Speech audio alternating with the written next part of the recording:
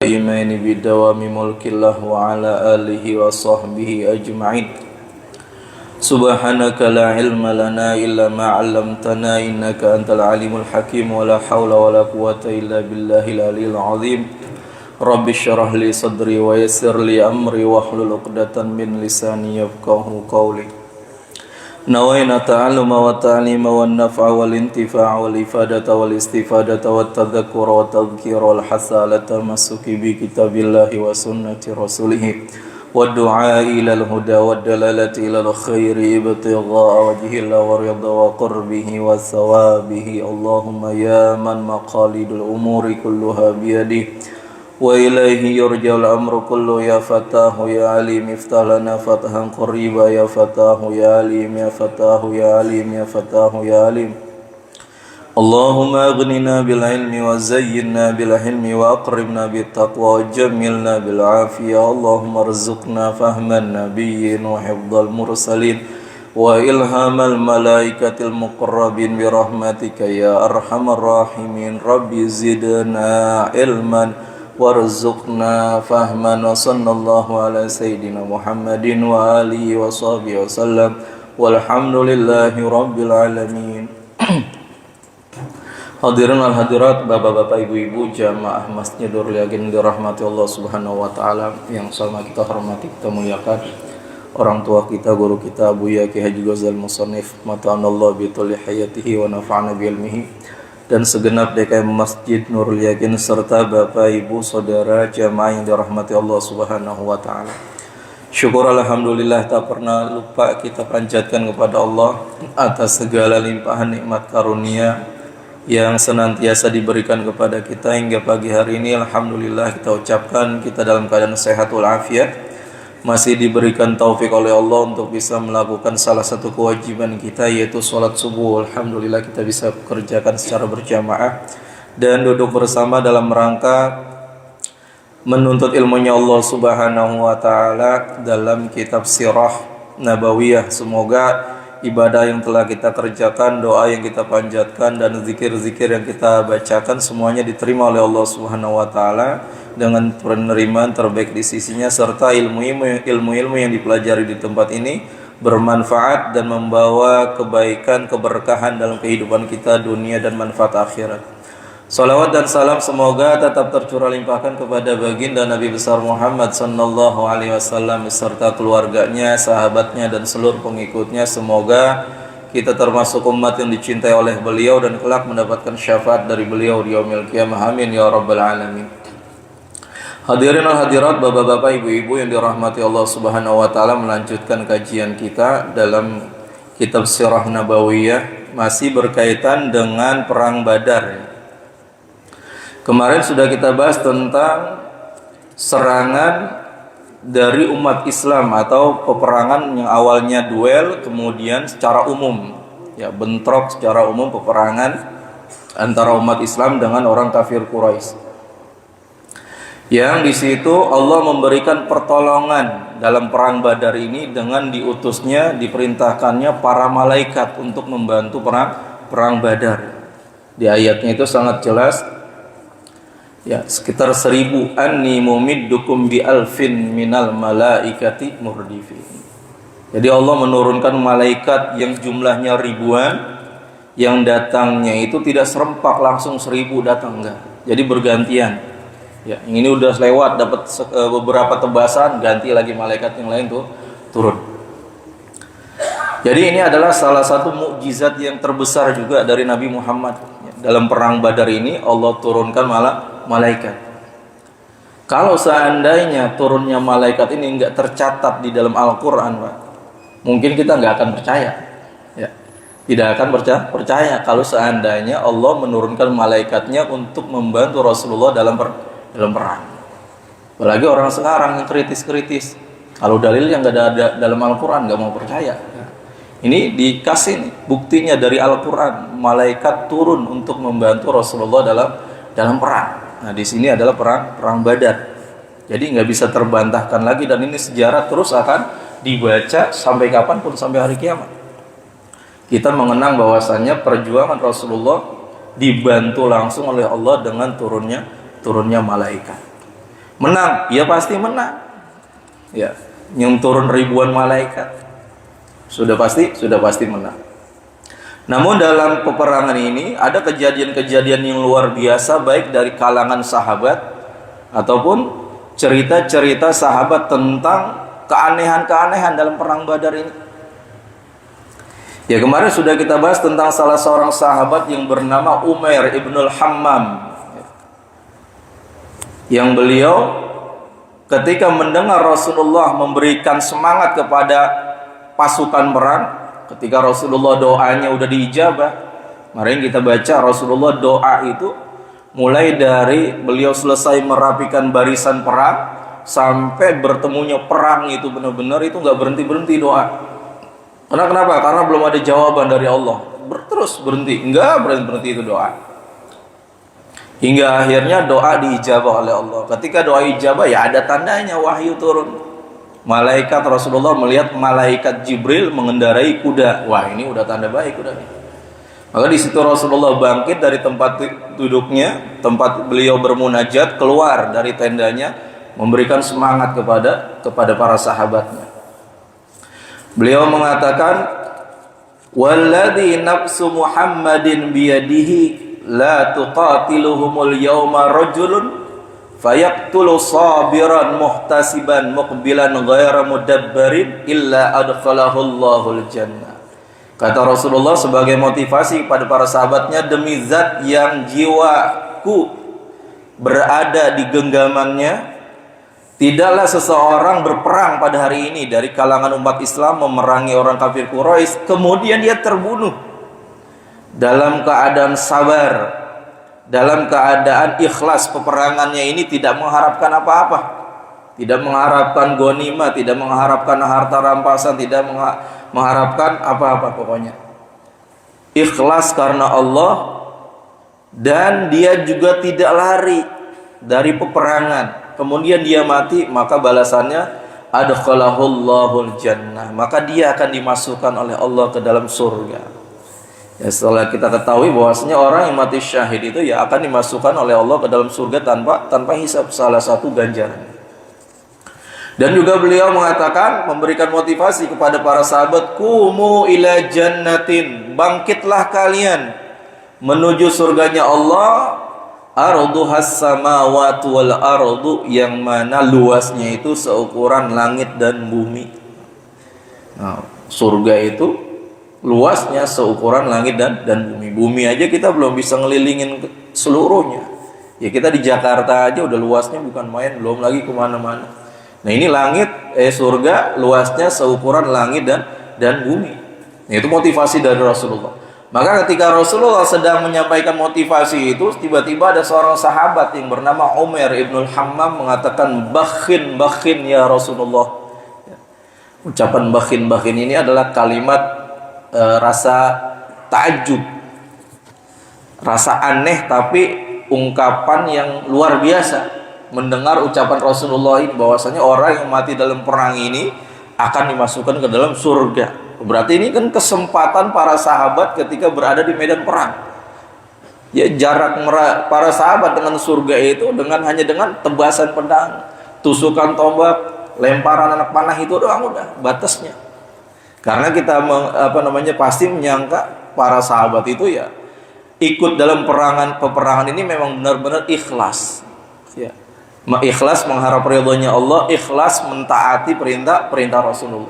Nggak ada yang lain pada saat itu. Memang benar-benar ingin membela Rasulullah. Maka ketika mendengar si Umair ibnul Hammam ini berkata bakhin, Rasulullah nanya balik, ma yahmiluka ala qaulika bakhin ya Umair. Maksud kamu apa ngomong kayak gitu? Setelah Rasulullah berbicara motivasi tadi, dibilang bakhin. Maka kata si Umair ini, la wallahi ya Rasulullah, nggak ada niat apa-apa ya Rasulullah, demi Allah. Cuma saya berharap semoga saya termasuk penghuni surga. Ya. Cuma saya ingin semoga saya dalam perang ini termasuk orang yang masuk ke dalam surga. Artinya dia pengen mati syahid di sini nih, si Umair ini. Saking senengnya. Maka kata Rasulullah, fa innaka min ahliha, ketahuilah sesungguhnya engkau akan termasuk penghuni surga. Maka ketika mendengar ucapan Rasulullah ini, dia ambil kurma yang ada di kantongnya. Dia punya kebiasaan ini kalau kemana-mana selalu ngantongin kurma di tasnya. Diambil kurma, digenggam, sebagian dimakan, sebagian dipegang.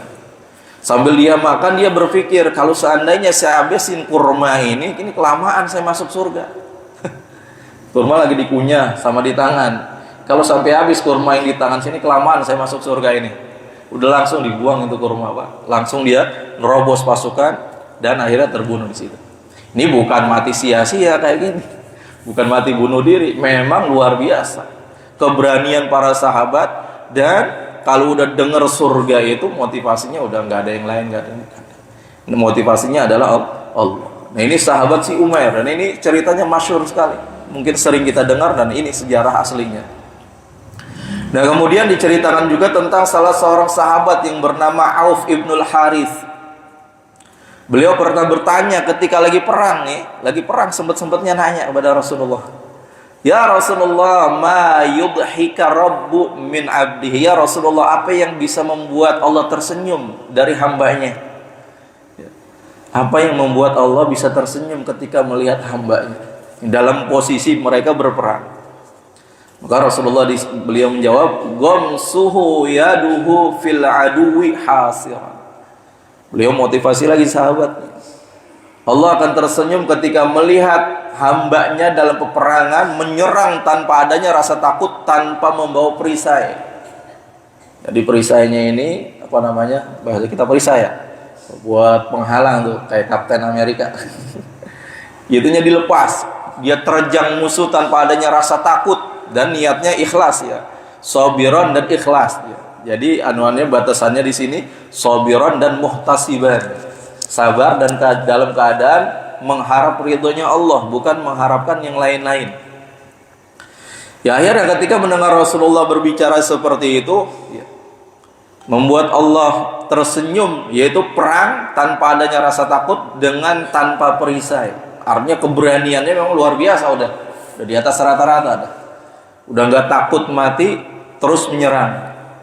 Maka ketika dengar Rasulullah ngomong begitu, dilempar tuh yang megang perisai, langsung diterjang musuh tanpa adanya rasa takut, dan termasuk syahid juga. Auf ibnul Harith ini syahid di medan perang Badar. Nah, kemudian kita akan diceritakan tentang kejadian-kejadian aneh yang terjadi di perang Badar berkaitan dengan musuh-musuh Islam yang mati tanpa ada yang membunuh, mati terpotong kepalanya tanpa ada yang memenggal. Sahabat enggak merasa, tapi tiba-tiba kepalanya terpotong. Nah, ini diceritakan oleh Sa'id dari Ikrimah, anaknya Abu Jahal. Padahal pada saat itu Ikrimah masih dalam keadaan kufur, masih dalam pasukan orang-orang Quraisy. Beliau menceritakan,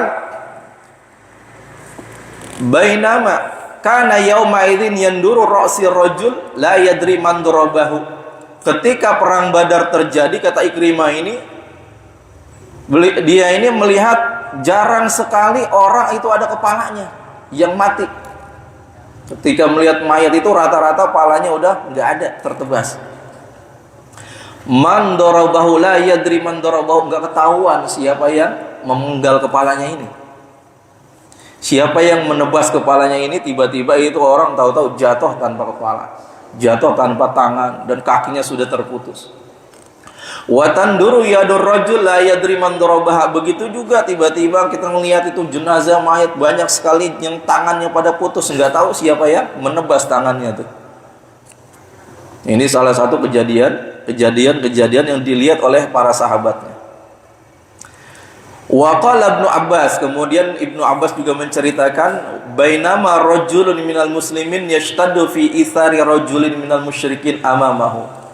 Ibnu Abbas menceritakan, beliau melihat nih, ada umat Islam dari pasukan muslim sedang ngincar musuh yang sedang lari, sedang bersembunyi, ini diikuti nih. Ibnu Abbas ngeliatin dari jauh.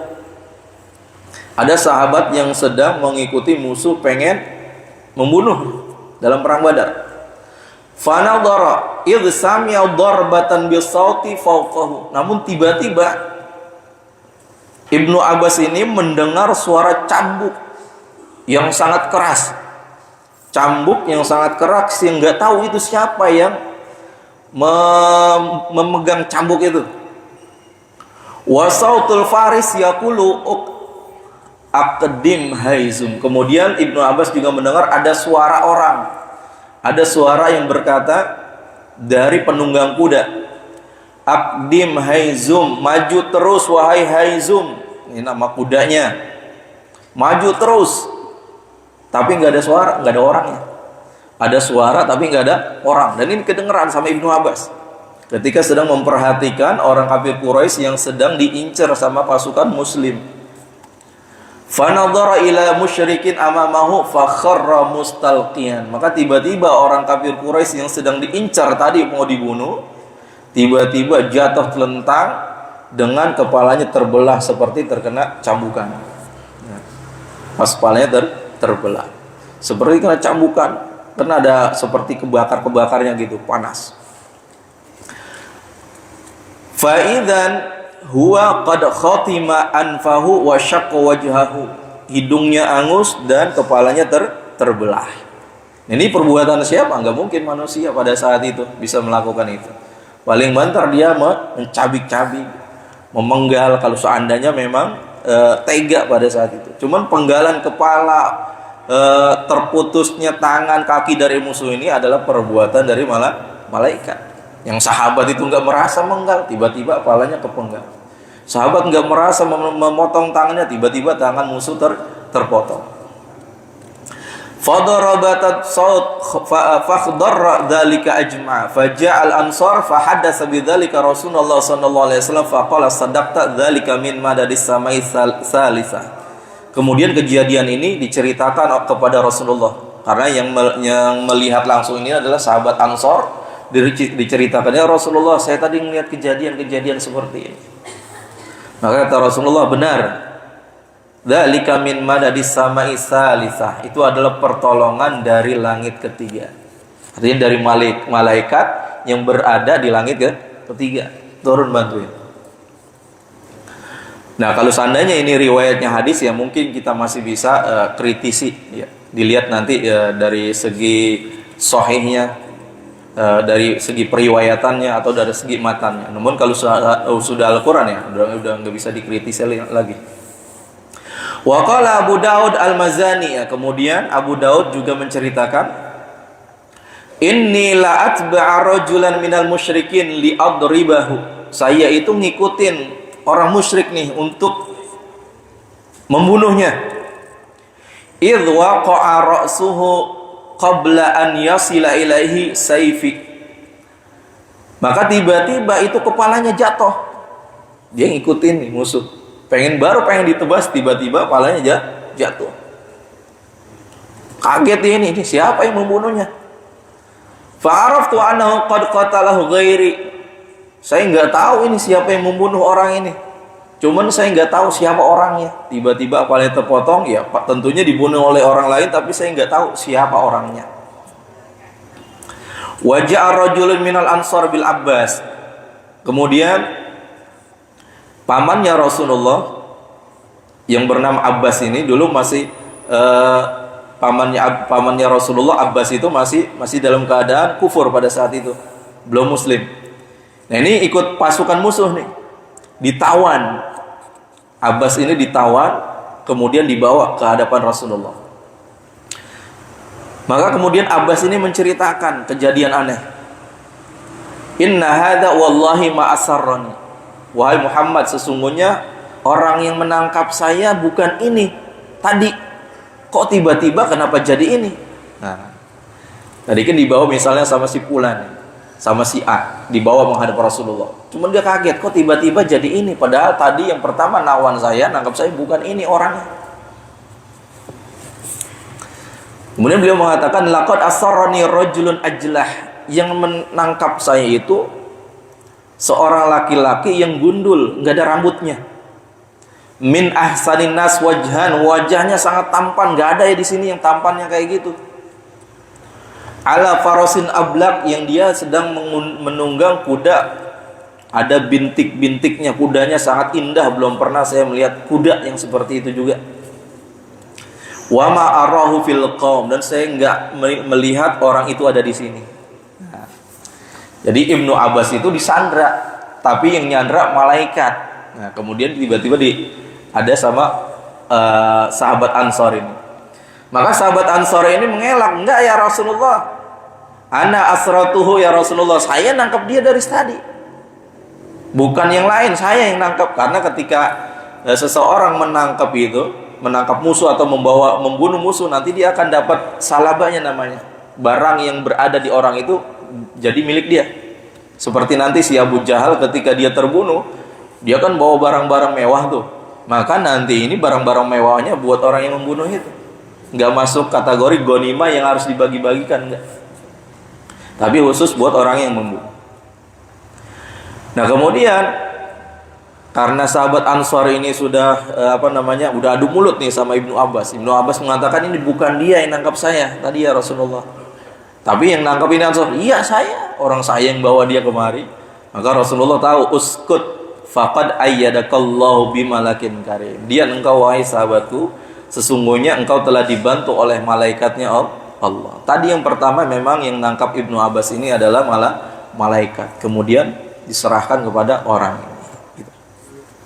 Nah, ini ada beberapa kejadian-kejadian aneh yang terjadi dalam perang Badar, khususnya tentang pemenggalan kepala, pemotongan tangan, kaki yang terjadi kepada musuh.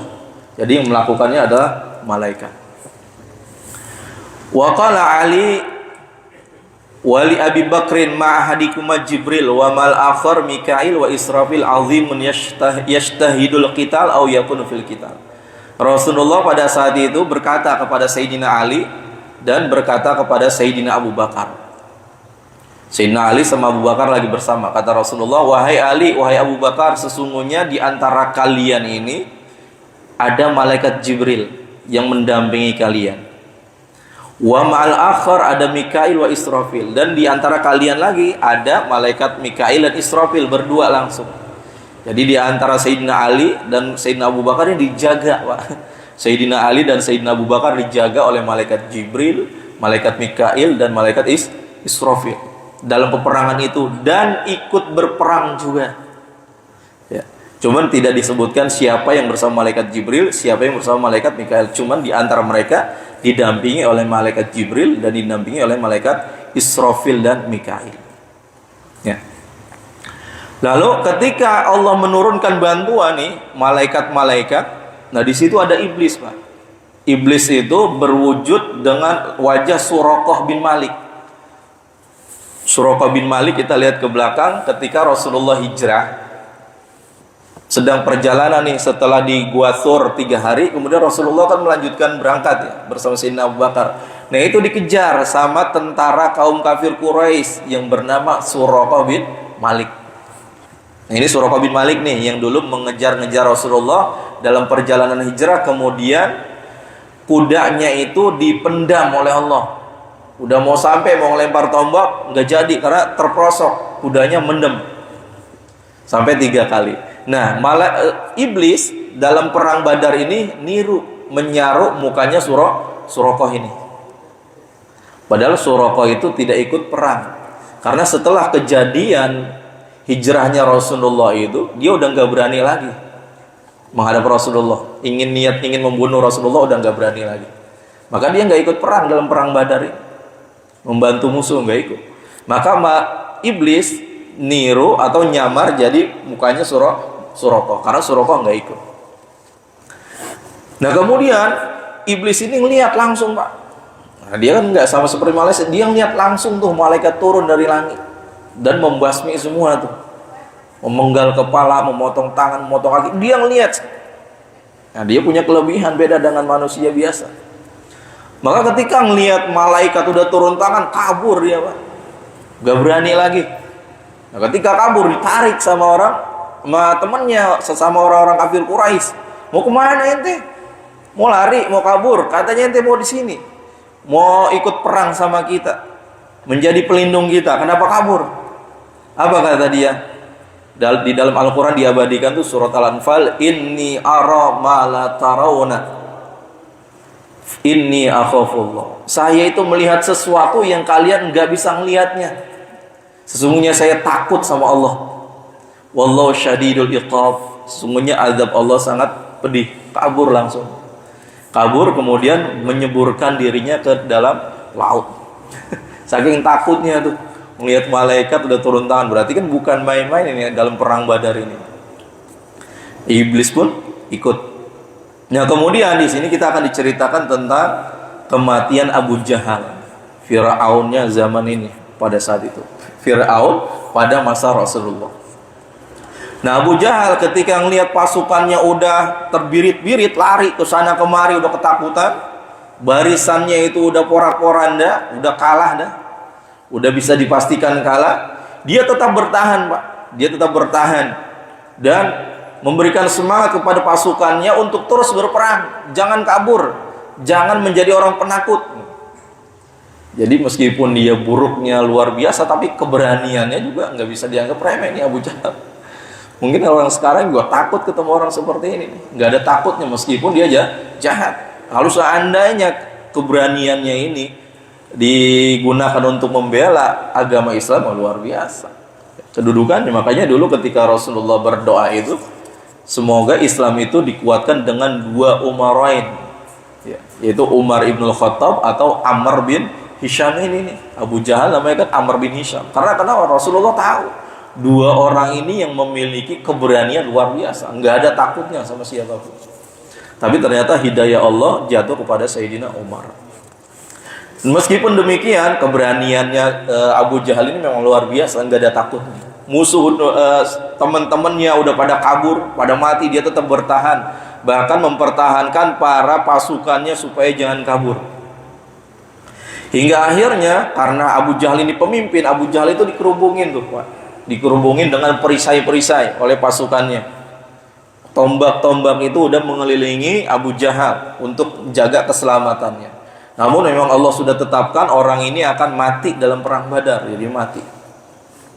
Siapa yang membunuh Abu Jahal ini? Dua orang pemuda yang bernama Muawwil. Dua orang pemuda yang masih belia. Masih belia. Yang ukuran orang perang itu belum boleh. Kalau orang sini mungkin belum punya KTP, usianya belum sampai 15 tahun mungkin. Dari sini diriwayatkan oleh Abdurrahman ibnu Auf bahwasanya ketika dalam peperangan ini di akhir-akhir udah mau selesai, tapi masih berkecambuk tuh perang antara umat Islam. Ada dua orang laki-laki pemuda tiba-tiba datengin Abdurrahman bin Auf.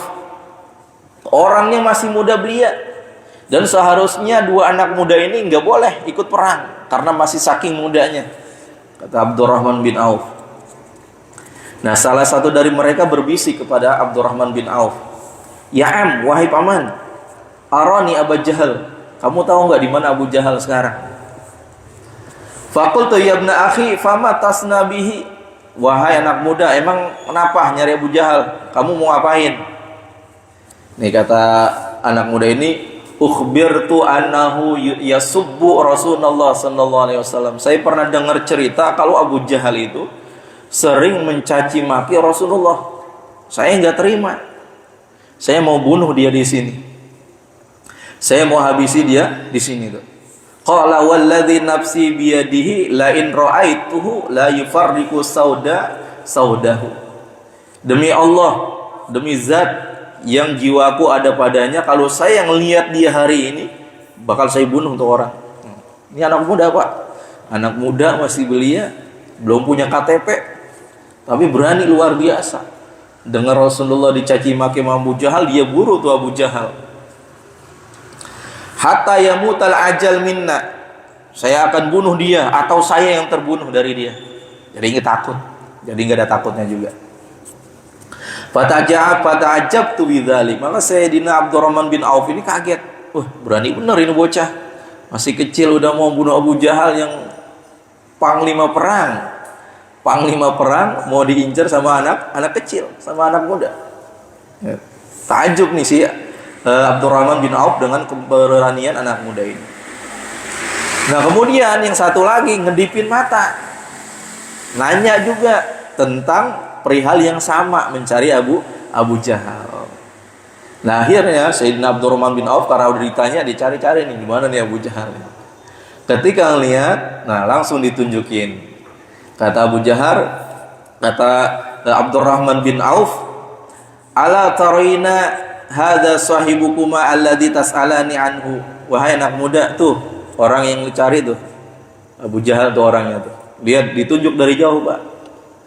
Maka ketika udah ditunjuk tuh dari jauh, lari nih dua anak muda ini, lari tiba-tiba menghunuskan pedangnya, langsung disabet. Abu Jahal istilahnya kan udah lelah, udah tua kan. Ya meskipun dia kuat, berani, tapi kondisi fisiknya juga udah nggak bisa dipungkiri, udah lelah dari tadi. Maka langsung dibantai nih sama dua anak muda ini, ditebas-tebasin Pak, dibacok-bacokin sama dua anak muda ini. Hatta qatalahu, dalam riwayat ini dia langsung terbunuh di situ Abu Jahal oleh dua anak muda ini. Ini riwayatnya Abdurrahman bin Auf. Nanti ada lagi riwayatnya Ibnu Ishaq, agak sedikit berbeda tentang cara kematiannya Abu Jahal ini. Kemudian dua anak muda ini membawa Abu Jahal ke hadapan Rasulullah. Diseret tuh Abu Jahal menghadap Rasulullah. Faqala ayyukuma qatalahu, siapa di antara kalian yang telah membunuh manusia ini, kata Rasulullah. Ya karena memang mereka berdua, kami ya Rasulullah yang berdua bareng membunuhnya. Karena tadi saya katakan ketika dia membunuh, dia akan berhak mendapatkan harta yang dibawa oleh orang yang mati ini, orang yang terbunuh, salaban. Nah kemudian ditanya oleh Rasulullah, coba lihat pedangnya udah dilap belum? Belum ya Rasulullah. Diambil pedangnya dua-duanya, ternyata benar, masih ada darahnya dan darahnya sama. Ini darah satu orang. Ternyata benar. Akhirnya harta benda yang ada di Abu Jahal ini diberikan kepada anak muda itu. Dalam riwayat diberikan kepada salah satunya yang bernama Mu'adz ya. Bernama Mu'adz bin Amr Ibnul Jamuh, dan laki satunya yang bernama Mu'awwidh. Jadi yang membunuh Abu Jahal itu namanya Mu'adz bin Amr dan Mu'awwidh bin Afra. Tapi Mu'awwidh bin Afra ini meninggal ketika dia melanjutkan perang lagi. Ya, syahid dia dalam perang ini. Akhirnya salabanya itu diberikan kepada tadi itu Mu'adz sendiri. Harta benda yang dipegang dibawa sama Abu Jahal diberikan kepada pemuda itu. Nah ini adalah riwayat dari Abdurrahman bin Auf. Nah sedikit riwayat dari Ibnu Ishaq. Kalau riwayat dari Ibnu Ishaq ini agak berbeda sedikit. Anak muda ini yang membunuh Abu Jahal ini bernama Mu'adz, betul. Tapi ketika beliau membunuh, menebas tuh, belum mati. Kenapa? Karena keburu ada Ikrimah, anaknya Abu Jahal. Ikrimah ini juga komandan perang juga, orang hebat juga. Nah ditebas tuh salah satu dari mereka tuh, si Mu'adz ini ditebas sama si Ikrimah. Akhirnya dia mundur, terpisah dari barisan karena masih dalam keadaan perang. Nah akhirnya Abu Jahal itu dibiarkan di situ karena Ikrimah terus melanjutkan perang dalam keadaan sekarat. Ketika perang udah mau selesai, Rasulullah bertanya, man yang duru masona Abu Jahal, siapa yang lihat Abu Jahal sekarang? Coba cari. Nah, ini riwayatnya Ibnu Ishaq. Akhirnya Ibnu Mas'ud, seorang pengembala kambing, sahabat dekat Rasulullah, nyari-nyari Pak. Ini Abu Jahal nggak kelihatan, hidupnya nggak kelihatan, matinya juga nggak kelihatan.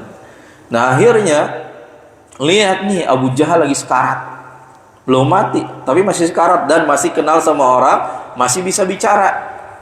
Padahal dalam keadaan sekarat dia masih sempat-sempatnya tuh menghina si Ibnu Mas'ud, sahabat Ibnu Mas'ud, dengan kekurangannya, dengan kemiskinannya dihina tuh Ibnu Mas'ud oleh Abu Jahal. Ya udah nggak pikir panjang lagi Pak, ditarik jenggotnya, diinjek lehernya, langsung dipenggal sama siapa? Sama Ibnu Mas'ud. Jadi matinya sama Ibnu Mas'ud dalam riwayatnya Ibnu Ishaq. Kalau dalam riwayatnya Abdurrahman bin Auf matinya oleh si Mu'adz Ibnul Amr dan Mu'awwidh Ibnul Afra. Nah ini dua riwayat, nggak apa-apa, terserah mau ngambil yang mana.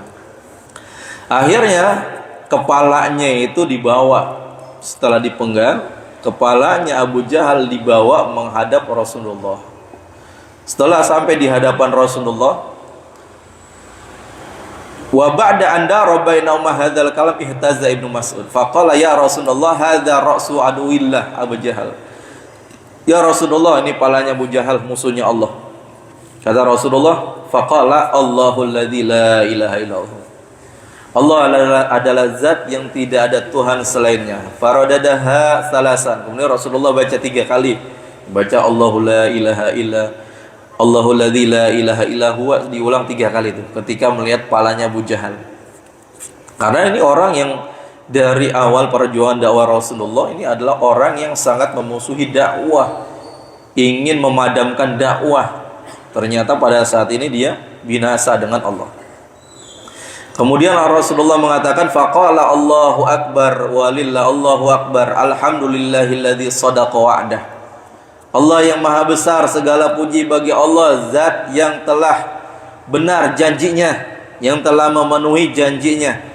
Wa nasara abdah, dan telah menolong hambanya. Wa hazamal ahzaba wahda, dan telah menghancurkan kelompok ini. Nah, kelompoknya orang-orang kafir Quraisy sendirian. Artinya Rasulullah ini benar-benar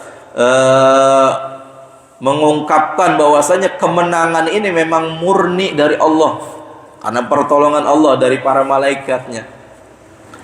Hari ini bawa kemari saya lihat itu kepala. Nah, ketika dilihat itu kepala, kata Rasulullah, hadza fir'aun hadhil ummah. Ini adalah Fir'aunnya umat ini. Orang yang sangat kejam, orang yang sangat jahat. Bagaimana enggak Pak, dulu syahid pertama itu Sumayyah, ayahnya ibunya Yasir, Ammar bin Yasir, itu dibunuh sama Abu Jahal dengan cara ditombak.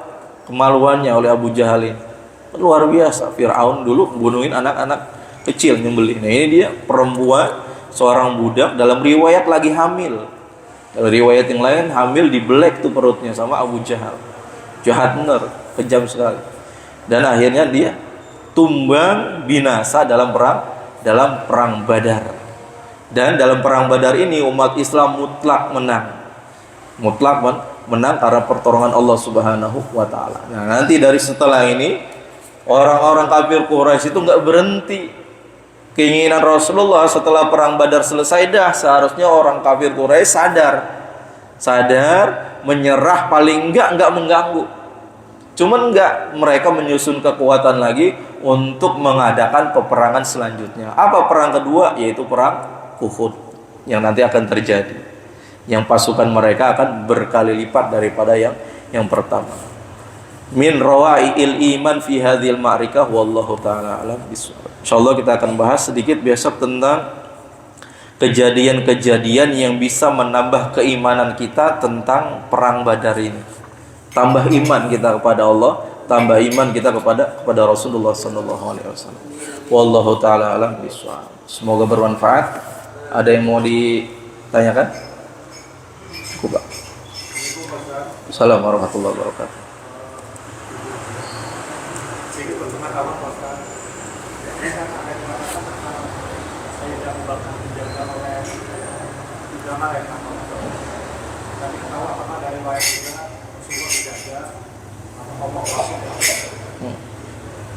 Dua Ustaz Abu Jahal tadi kan membawa hiasan ya, sabun lima apa?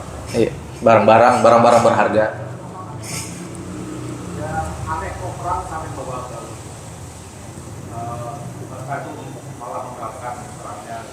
Apa arti kalau di rumah sekalian? Yang ketiga kalau masih ada waktu. Tadi Rasulullah mengatakan bahwa memotivasi lah prajuritnya bahwa kalau mati surga menjadi balasannya. Nah, memang dalam Quran kan banyak Allah menyatakan surga yang mengalir sungai-sungai di bawahnya itu menjadi motivasi kita. Namun dalam banyak kajian orang-orang yang mengharapkan surga dikiaskan ibaratkan kayak pedagang, jadi beribadah karena pahala. Ada kan jelas-jelas kita kan Rasulullah kan memotivasi. Kalau mati masuk surga. Oh, motivasi. Buat dia kan semangat sampai rumahnya aja lah jadi dimakan karena mau balasan surga. Maksud saya dia kawan manuku hal-hal yang motivasi hamba kita semuanya ya kenapa itu kita pernah tunggu bahwa kita sekarang di sini pun surga yang kita tunggu dan selalu dimana kenapa harus bergeser itu berdagang tuh hal yang bagus ya ridho Allah. Padahal ridho Allah kan tidak menjadi sesuatu apa misalnya maaf ya, tapi itu dikatakan sebagai tingkatan yang tertinggi lah. Nah ini yang saya ingin dari mana kok kita jadinya tuh kesana larinya. Kenapa nggak pulang ke aja surga dan surga. Motivasinya surga. Baik, bismillahirrahmanirrahim. Ya tadi di sini dikatakan di riwayat bahwasanya Rasulullah mengatakan khusus ya kepada Sayyidina Ali dan kepada Sayyidina Abu Bakar bahwasanya di antara dua orang ini ada yang didampingi oleh malaikat Jibril dan ada yang didampingi oleh malaikat Mikail dan Israfil. Bagaimana dengan Rasulullah? Ya Rasulullah sudah jelas. Allah langsung ya yang menjaga. Ya, bahkan malaikat Jibrilnya aja pemimpinnya malaikat diserahkan ikut dengan dua orang ini antara salah satu orang ini. Maka Rasulullah sudah pasti Allah yang menjaga. Ya tentunya lewat pertolongan apa itu malaikat, cuman tidak disebutkan di sini. Ya. Kemudian yang kedua tentang apa tadi Pak? Barang berharga, oh ya. Ya orang-orang zaman dulu ketika perang itu ya mereka bawa sesuatu yang akan mereka gunakan. Ya khusus di Abu Jahal ini tentunya barang-barang yang dia kenakan itu seperti pedang, perisai, baju besi. Maksudnya bukan emas dia bawa-bawa, bukan. Tapi barang-barang berharga yang dikenakan, pedang, entah itu perisai, baju besi, tentunya itu barang mewah yang dipakai, beda kelas dengan pasukan-pasukannya yang dibawa. Nah ini kan berharga ya, zaman dulu ya sangat berharga itu baju perang. Nah itu yang menjadi salaba, barang apa namanya ya, kalau salaba itu istilahnya rampasan. Orang yang meninggal mati ya boleh kita mengambil itu orang yang membunuhnya. Jadi bukan barang-barang yang tidak digunakan dalam perang seperti emas atau perhiasan, bukan. Tapi barang-barang yang dikenakan itu juga sama berharga. Kemudian yang ketiga tentang kenapa motivasi orang sekarang itu ya seperti berdagang ya. Contohnya memang sekarang banyak tuh pedagang-pedagang yang memotivasi ya niatnya untuk menolong. Bukan motivasi juga, tapi itu dicampur dengan niat. Ya seperti kalau kita dagang itu jangan cuma niatnya untuk dikiaskan. Hah? Iya. Jadi dia menjalankan ibadah itu karena mencari untung, itu mencari pahala, itu mencari surga, bukan ridha Allah. Oh gitu. Iya. Itu tingkatan nanti, tingkatan keimanan. Kalau orang-orang kayak kita yang tingkatannya itu harus ada motivasi. Jadi ketika ingin melakukan sesuatu tahu imbalannya gitu, Pak. Ya. Jadi tingkatan iman kita ini kan tingkatan iman yang rendah istilahnya, paling rendah. Ketika kita melakukan sesuatu pengen ya ada imbalannya. Ketika ingin melakukan ibadah amal soleh ya mengharapkan pahala, mengharapkan kebaikan, ganjaran kebaikan ya, intinya mengharapkan surga nanti yang paling tinggi. Itu tingkatan-tingkatan kita tuh. Enggak apa-apa seperti itu, enggak apa-apa. Kita beribadah mengharapkan surga, mengharapkan pahala, itu memang tingkatan kita. Nah, kalau para aulia, para nabi itu kalau ibadah udah enggak mikirin itu lagi.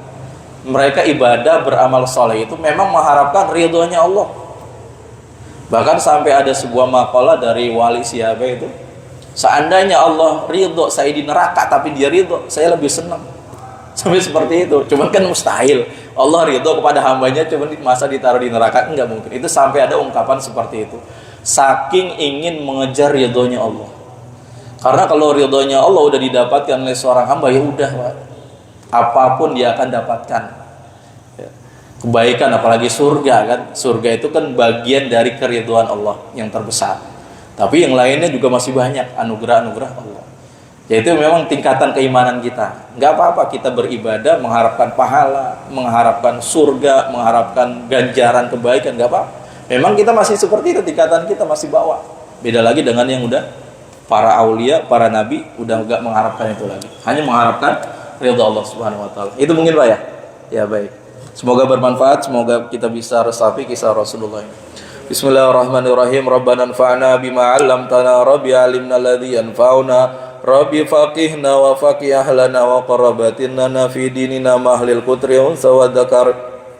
Rabbi wafiqna wa wafiqhum lima tartadi qawlan wa fi'lan karama warzuqil kulla halalan daima wa khillat ya ulama nahda bil khairi wa nukfa kulla syarr rabbana waslih lana kulla syu'un wa kiram bi ridha minkal uyun waqdi anna rabbana kulla duyun qabla an ta'tiyana rusnun manun waghfir wastur anta akrama man satar wa salatullahi tagshal mustafa man ilal haqi da'ana wal wafa bi kitabin fihi linnasi shifa wa ala alil kirami syarafa wa ala sahbil masabihil gurar Allahumma hdina bihudak waj'alna mimman yusari'u fi ridhak wa la tuwalina waliyan siwak wa la taj'alna mimman khalafa amraka wa asak wa hasbunallahu wa ni'mal wakil ni'mal maula wa ni'man nasir wa la hawla wa la quwata illa billahil aliyyil azim wa sallallahu ala sayyidina Muhammadin wa alihi wa sahbihi wa sallam walhamdulillahi rabbil alamin subhanakallahumma wa bihamdika asyhadu an la ilaha illa anta astaghfiruka wa atubu ilaik wa lafu minkum